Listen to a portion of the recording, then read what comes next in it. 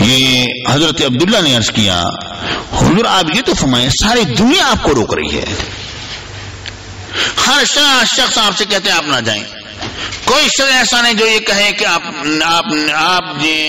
نے جانا ہے، ہر شخص یہ کہتے ہیں آپ نہ جائیں، حضور کے آپ جانے پر اس طرح اصرار کیوں ہے؟ وجہ فرمائیں۔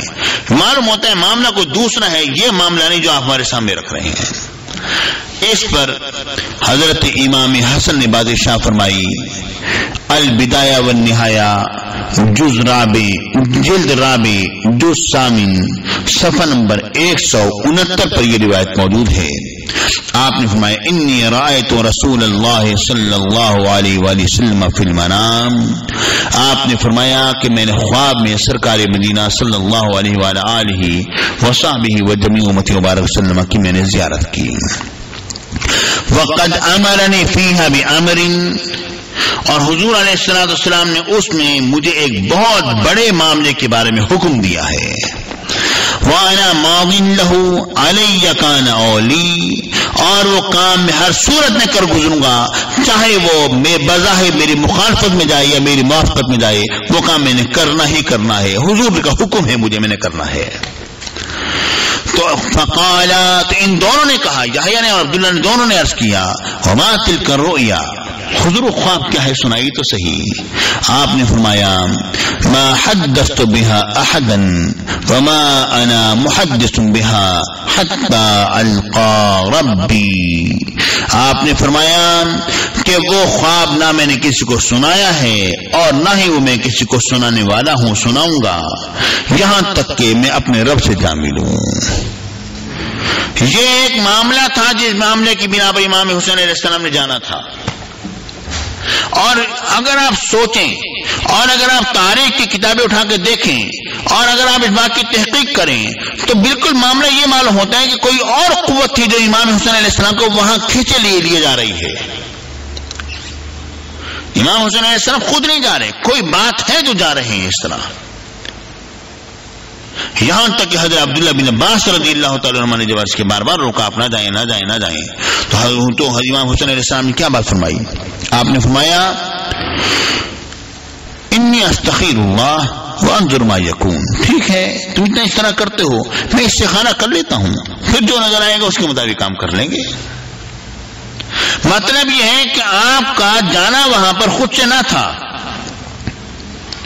استخیر اللہ کا ترجمہ لوگوں نے یہ بھی کیا کہ امام حسین علیہ السلام نے فرمایا کہ میں اللہ تعالیٰ سے خیر کا طلبگار ہوں اور میں دیکھوں گا وہ جو کچھ ہوگا، لیکن صحیح ترجمہ وہ یہ جو میں نے عرض کیا ہے۔ آپ نے فرمایا استخیر اللہ، میں اللہ سے استخارہ کروں گا، میں خیر کو طلب کروں گا رب العالمین سے کہ پروردگار مجھے بتا یا اللہ یہ کیا ماجرا ہے، اور پھر جو میں دیکھوں گا اس کے مطابق پھر میں عمل کروں گا۔ یعنی امام حسین علیہ السلام کا جانا جو تھا وہ اس طرح سے نہ تھا، اور آپ کا جانا کیوں تھا اس کی ظاہراً جو وجہ جو سمجھ میں آتی ہے وہ یہ تھا کہ اگر امام حسین علیہ السلام خروج نہ فرماتے تو ظاہر ہے دو باتیں ہوتی، یا تو آپ یزید کے ہاتھ میں ہاتھ بیعت کر لیتے یا بیعت نہ کرتے، بیعت اگر نہ کرتے تو پھر آپ کا خاموش ہو کے بیٹھا رہنا وہ بھی درست نہیں تھا، بیعت کر لیتے تو پھر بھی درست نہیں۔ وجہ یہ ہے کہ اگر آپ نہ نکلتے تو قیامت کے دن یزید رب کی بارگاہ میں عرض کرتا یا اللہ میں تو جیسا تھا لیکن تیرے رسول کے تو نواسے موجود تھے، میں غلط کرتا وہ مجھے سمجھاتے، وہ مجھے آگے کہتے، انہوں نے مجھے کچھ کیوں نہیں کہا، انہوں نے مجھے کچھ کیوں نہیں سمجھایا، کاش کیوں مجھے سمجھا دے، میرا ہدایت آ جاتا۔ پھر اگر انہوں نے مجھے کچھ نہیں سمجھایا مطلب یہ ہے کہ وہ بھی میرے ساتھ برابر کے شریک ہیں، وہ بھی میرے ساتھ برابر کے شریک ہیں۔ تو امام حسین علیہ السلام کیا جواب دیتے ہیں؟ لازماً یہ بات تھی کہ آپ کو خروج کرنا تھا اور آپ کو لڑنا تھا، لیکن اس پر اگر کوئی شخص یہ کہے کہ اس زمانے میں تو اجلہ افراد نے یزید کی بیعت کر لی تھی اور یزید کے ساتھ یزید کی بیعت کر لی تھی اور یزید کی مخالفت نہیں کر رہے تھے، اس بارے میں اتنی بات کروں گا کہ انہوں نے جو یزید کی مخالفت نہیں کی تھی اس کی وجہ کیا تھی؟ وہ یہ بات سمجھتے تھے کہ اب یزید کی مخالفت کرنا اپنے آپ کو قتل کروانا ہے، اپنے بچوں کو قتل کروانا ہے، اپنی عورتوں کی بے عزتی اور بے حرمتی کروانا ہے۔ ہم کچھ بھی نہیں کر سکیں گے جس طرح یہ پھیل چکے ہیں یہ لوگ، اور جس طرح یہ ورک کر رہے ہیں، اور جس طرح یہ لوگ پہنچے ہوئے ہر جگہ پر، اور کوئی بھی ایسا شخص ملے تو اس کو وہیں پر قتل کر دیتے ہیں، اور کوئی پوچھنے والا نہیں ہے، کوئی پرسان حال نہیں ہے. کم از کم تھوڑی سی زندگی ہے، چلو آرام سے اللہ کر کے آرام سے گزار دیں اور کچھ نہ کریں. اصل میں لیکن امام حسین علیہ السلام کی عظمت تھی یہ کہ آپ کو نکلنا ہی نکلنا تھا. وجہ یہ ہے کہ آپ نے جس کام کا بیڑا اٹھایا تھا وہ کیا تھا؟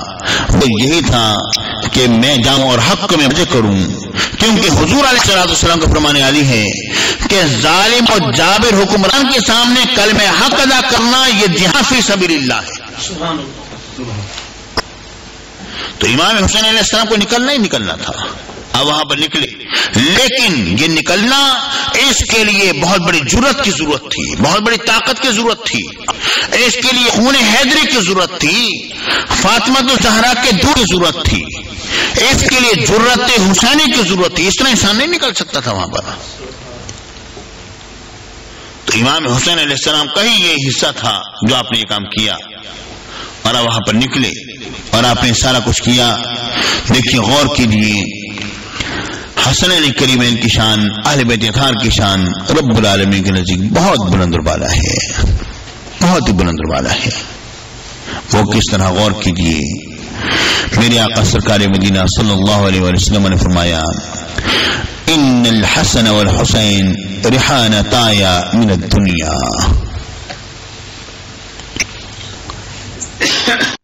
بسم اللہ الرحمن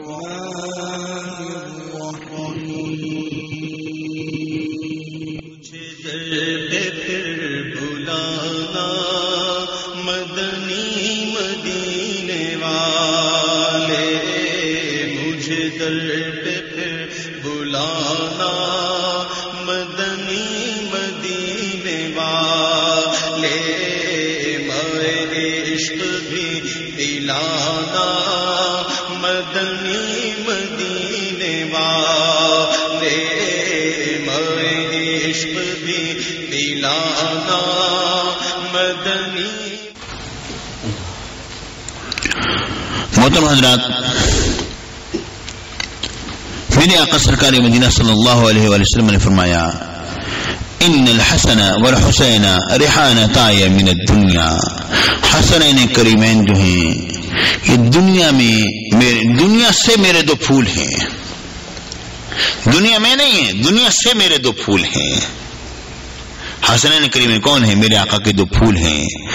جو کسی باغ کے پھول کے بارے میں یہ کوشش کرے کہ وہ مرجھا جائے تو یہ چیز تو اس کا والی، اس کا مالک برداشت نہیں کرتا ہے. آپ دیکھیے اور غور کیجیے، میرے آقا سرکار مدینہ صلی اللہ علیہ وسلم نے فرمایا، کس کے فرمایا؟ لعلی و فاطمہ والحسن والحسین. حضرت علی کے لیے فرمایا، خاتون جنت کے لیے فرمایا، حسنین کریمین کے لیے فرمایا. کیا فرمایا؟ انا حرب لمن حاربهم وسلم لمن سالمهم. میں اس کے لیے جنگ کرنے والا ہوں جو ان سے لڑائی کرنے والا ہے، اور جو ان کے لیے سلامتی ہے میں اس کے لیے سلامتی ہوں. دیکھیے غور کیجیے، میرے آقا حضور علیہ السلام نے کیسی خوبصورت ارشاد فرمائی. میرے آقا نے فرمایا ہذان ابنایا، یہ دونوں کے دونوں میرے بیٹے ہیں، و ابنا ابنتی، اور یہ دونوں کے دونوں میری بیٹی کے بیٹے ہیں. اللہم انی احبہما فاحبہما واحب من یحبہما. میرے آقا نے فرمایا یا اللہ میں ان سے محبت کرتا ہوں تو بھی ان سے محبت فرما، اور جو ان دونوں سے محبت کرے یا اللہ تو ان سے بھی محبت فرما. آپ دیکھیں غور کیجیے، میرے آقا سرکار مدینہ صلی اللہ علیہ وسلم نے فرمایا من احبنی، جس شخص نے مجھ سے محبت کی، وَأَحَبَّ هَذَيْنِ، اور جس نے میرے ان دو شہزادوں سے محبت کی، وَأَبَاهُمَا، اور ان دونوں کے باپ سے محبت کی، وَأُمَّهُمَا، اور ان دونوں کی ماں سے محبت کی، كَانَ مَعِي فِي دَرَجَةِ يَوْمَ الْقِيَامَةِ، وہ میرے ساتھ ہوگا قیامت میں میرے درجے میں. آپ غور کیجئے، توجہ فرمائیے، میرے آقا نے فرمایا ان دونوں کے باپ سے محبت کی، ان دونوں کی ماں سے محبت کی، یعنی حالانکہ حضرت علی حیدر کرار کی شان حسنین کریمین سے کہیں زیادہ بلند ہے، حالانکہ حضرت خاتون جنت کی شان حسنین کریمین سے کہیں زیادہ بلند ہے، کوئی شبہ نہیں اس میں، لیکن اس کے باوجود یہاں پر ذرا انداز کلام دیکھیے کہ جس نے ان دونوں کے باپ سے محبت کی، جس نے ان دونوں کی ماں سے محبت کی، یعنی یہ بیان یہاں پر حیدر کرار اور خاتون جنت کی شان کی تنقیص مراد نہیں، بلکہ حسنین کریمین کی تعظیم بیان کرنا مقصود ہے۔ اب دیکھیے غور کیجیے یہاں پر کیا، اس حدیث پاک کے ذرا تفقع پر غور کیجیے، وہ کیا ہے؟ یہ فرمان ہوا جس نے ان سے محبت کی وہ کیا ہوگا؟ کان معی فی درجۃ یوم القیامہ۔ یہ فرمان نہیں ہوا کہ وہ جنت میں میرے ساتھ میرے درجے میں ہوگا، یہ فرمان نہیں ہوا، یہ فرمان ہوا کان معی فی درجۃ یوم القیامہ، وہ قیامت کے دن میرے درجے میں میرے ساتھ ہوگا۔ اس کی کیا وجہ ہے؟ بات دیکھنا یہ ہے کہ حضور علیہ الصلوۃ والسلام کا درجہ قیامت کے دن کیا ہوگا۔ میرے آقا کے درجات کی کوئی تعین تو کر سکتا نہیں، مگر وہ بات جو ہمیں قرآن پاک سے جو ہمیں ملتی ہے بس وہ پیش کرتا ہوں۔ پروردگار نے فرمایا عسیٰ ان یبعثک ربک مقاما محمودا، ان قریب رب العالمین آپ کو مقام محمود پر فائز فرمائے گا۔ مقام محمود جو ہے یہ مقام ہے جو قیامت کے دن حضور علیہ السلام پر فائز ہوں گے، اور محمود کہتے ہیں حمد کیے ہوئے کو۔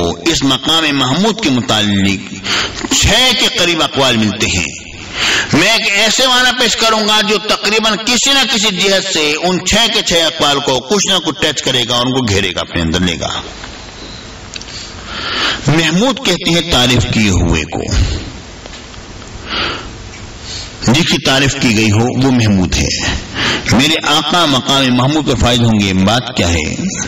بات اصل میں یہ ہے کہ انسان لاکھ درد میں ہو، لاکھ تکلیف میں ہو، انسان لاکھ پریشان حال ہو، لیکن اگر کوئی انتہائی حسین چہرہ سامنے سے گزر جائے ایک لمحے کے لیے تو اپنے درد اور تکلیف